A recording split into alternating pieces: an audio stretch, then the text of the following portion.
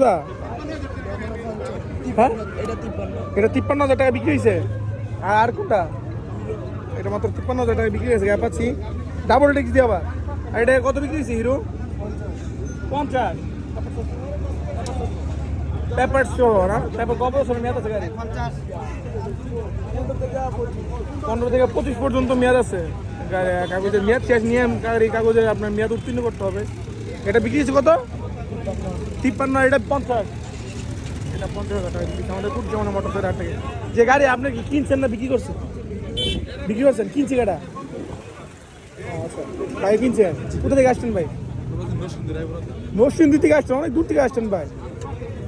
Paper show করে এই গাড়িটা নিছেন না? আপনি তো জানতে পারছেন কিভাবে যে এখানে বাজার আছে ভাই?